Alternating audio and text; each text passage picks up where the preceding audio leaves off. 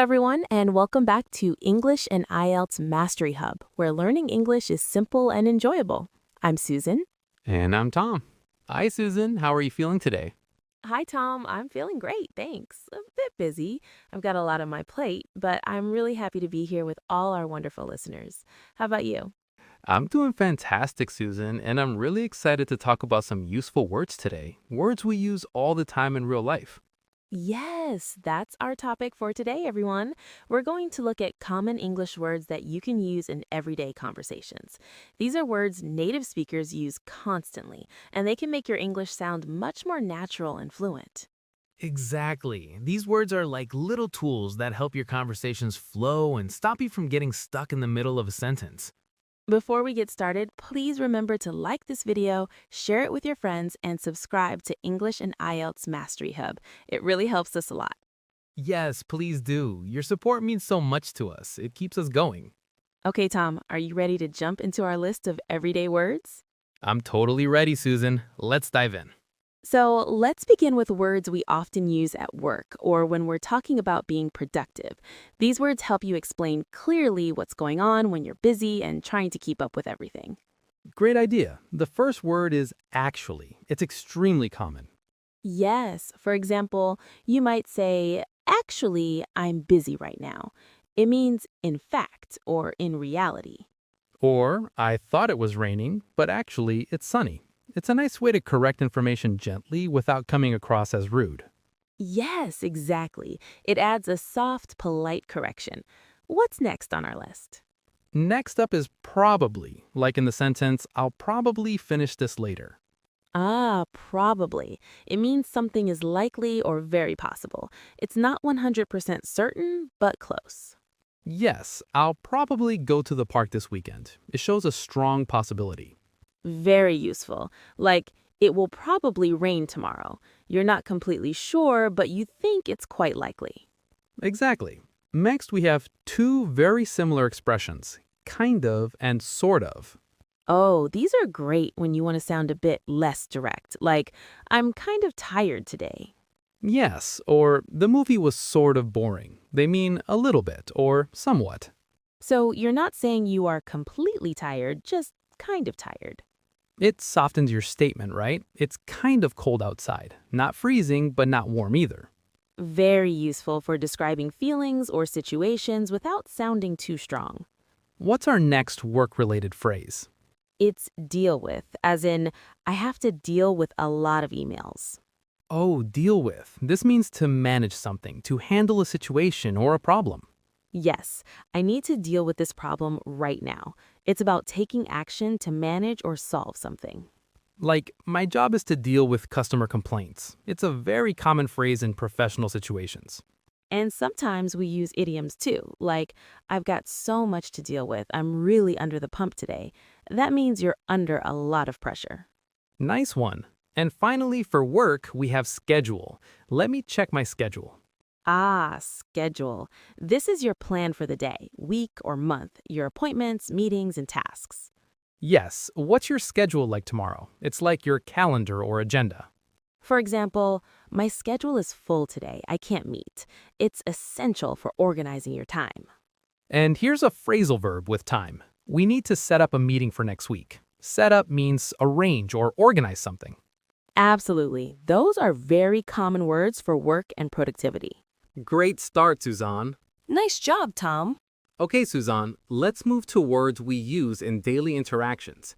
These help your conversations flow smoothly and help you break the ice when you're talking to someone. Yes, these are so important for sounding natural. First up, guess what?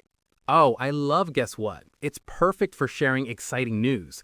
For example, guess what? I got a new job. Wow, that's amazing.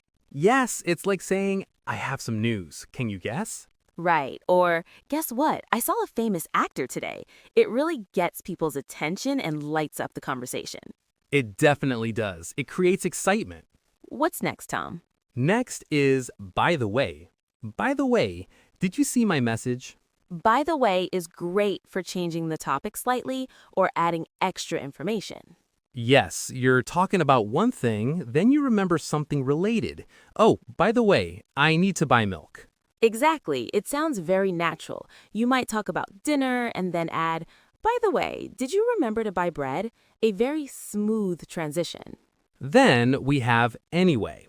Anyway, let's move on. Anyway is useful when you want to get back to the main point or finish a side topic. Yes, if you've been talking about something off topic, you can say, anyway, as I was saying. Or when you're ending a call, anyway, I have to go now. It's polite and clear. Now, this next word we already used, but it's so flexible we need to mention it again. Actually. Yes, actually. We used it for work, but it's also great in everyday speech. Actually, I don't like pizza. Right, it's for correcting information in a polite way.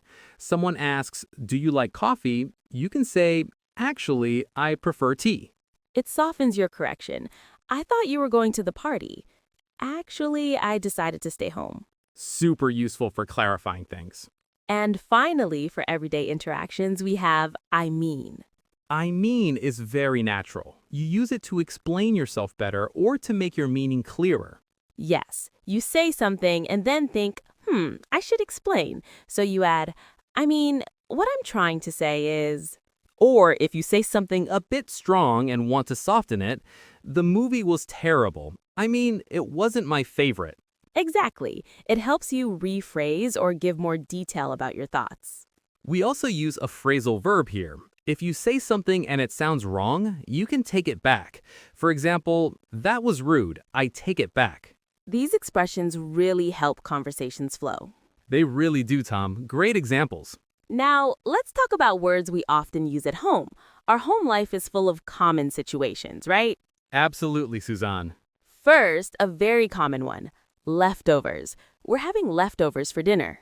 Oh, leftovers. This is food that you cooked before but didn't finish, so you keep it for another meal. Yes. Do we have any leftovers from last night's pasta? It's a great way to save food and time. So true. It means you don't have to cook again. I love leftovers for lunch the next day. And we sometimes use the phrasal verb heat up. I'll just heat up the leftovers in the microwave. That means warm the food. Me too. Next, a word many of us know very well, messy. My room is so messy today. Oh, messy. It means not clean or tidy. Things are out of place. Yes, the kitchen is a bit messy after breakfast. It means you should clean it. So if your room is messy, maybe your clothes are on the floor or books are everywhere. It's the opposite of tidy, exactly. And here's a nice phrasal verb. If you really need to tidy up your room, tidy up means make it clean and organized. And finally, a very important word for home life, fix. I need to fix the sink. Ah, fix. This means to repair something that is broken or not working. Yes. Can you fix my computer? It's not working. It means make it work again. Or I need to fix the light in the living room. It's about repairing or putting something right. We also say sort out with a similar idea. I have to sort out this leaky tap. That means deal with it and fix it. Super useful. We use it all the time at home. Those are great words for daily home life. They really are. Simple but very important. Okay, Suzanne, let's talk about words we use when we're on our phones or online, which is almost always, right? So true, Tom. These are very modern, everyday words. First, log in and log out. Did you log in to your account? Yes, log in means enter your username and password to access a website or app. Log out is the opposite, to exit your account. Right. I need to log in to my email to check my messages. And when you're finished, you log out to keep your account safe. Exactly. Always remember to log out. Next, we have scroll. I was scrolling through Instagram. Oh, scroll.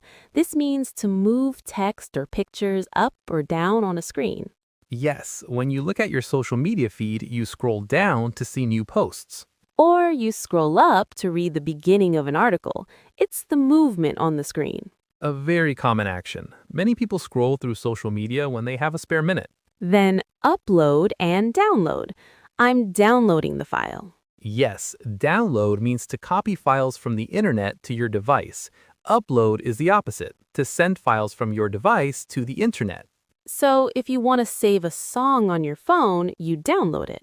If you want to put a picture on social media, you upload it. Exactly. Or if you move a document from your phone to your computer, you might upload it to the cloud, then download it to your computer. And here's a nice idiom. If you learn a new app very quickly, you can say, I got the hang of it after a few minutes. That means you learned how to use it. Yes, exactly. These are essential words for anyone using a phone or computer today. Definitely. We use them all the time. Now, let's look at words for our feelings and reactions. These help us say how we feel. Yes, very important. First one, annoyed. I'm a little annoyed right now. Oh, annoyed. This means feeling a bit angry or impatient about something small. Yes, like when something is bothering you. I'm annoyed by the loud music next door. It's not very strong anger, just a little irritated. Right. I was annoyed when my train was late. It's a mild negative feeling. You can also use the idiom get on my nerves. That noise is really getting on my nerves. It means it's annoying you. Exactly. Next, a very positive one, excited. I'm really excited about the trip. Excited means feeling very happy and enthusiastic about something that is going to happen. Yes, I'm so excited for my birthday. You're really looking forward to it. So you feel a lot of positive energy. The children are excited to go to the park. They can't wait. Definitely a great feeling. And finally, a word for a very common emotion, frustrated. I feel frustrated with this app. Ah, frustrated. This means feeling upset or impatient because you can't do something or get the result you want. Yes, when you try to do something and it doesn't work, you feel frustrated. Like, I'm frustrated because I can't open this jar. It's the feeling of being stuck. I get frustrated when my internet is slow. You want to do something, but the slow internet stops you. Another phrasal verb here is give up. If you're very frustrated, you might say, I feel like giving up, which means you want to stop trying. Yes, that feeling exactly. These words are very important for expressing how you feel. They really are. They help you connect with others by sharing your emotions. Okay, Susan, for our final section, let's talk about words we use when we're shopping or out in the city. Great idea, Tom. These are very practical. First up, check out. Check out the store. Yes, check out can mean to look at something because it's interesting or new, or to pay at a store. If someone says, check out that new restaurant, it means go and have a look. It's good. Or when you are at the supermarket, you go to the checkout to pay for your groceries. So it has two meanings depending on the situation. Very useful. Next, run out of. We ran out of milk. Run out of. This means you have used all of something and there's none left. Yes, I ran out of gas on the way to work. That's a bad situation. Yes, very bad. Or we ran out of bread, so I need to go to the store. It means you need more because you have nothing left. Very common in everyday life. You can also say, if we run out of time, we'll have to put off the meeting. Put off means delay it. Absolutely. And our last phrase for today, take a look. Take a look at this offer. Take a look means to look at something quickly or briefly. It's similar to check out in some contexts. Yes. Can you take a look at my homework? I think there's a mistake. You're asking someone to review something. Or if you're shopping, a salesperson might say, take a look at our new products. It's an invitation to see something. And we often use look around. We spent the afternoon looking around the city, which means exploring it. Yes, exactly. It's a friendly way to ask someone to look at something. Those are excellent words for shopping and city life. They really are, Tom. We covered so many useful words today. Wow, Susan, that was a fantastic list of everyday English words. I think our listeners will find them really helpful. I hope so, Tom. These words are truly used all the time by native speakers, and they can make your English sound much more natural and confident. Yes, they're like little building blocks for great conversations. Remember, practice makes progress. Try to use these words, idioms, and phrasal verbs in your own sentences every day. That's a great tip, Tom. And speaking of practice, dear listeners, please don't forget to subscribe to English and IELTS Mastery Hub. Like this video and share it with friends who are also learning English or preparing for IELTS. And please leave us a comment below. Tell us which of these words you use the most, or share another everyday word, idiom, or phrasal verb that you love using. We enjoy reading your comments. Yes, your comments really inspire us. Thank you so much for spending time with us today on English and IELTS Mastery Hub. We had a great time with you all. See you next time.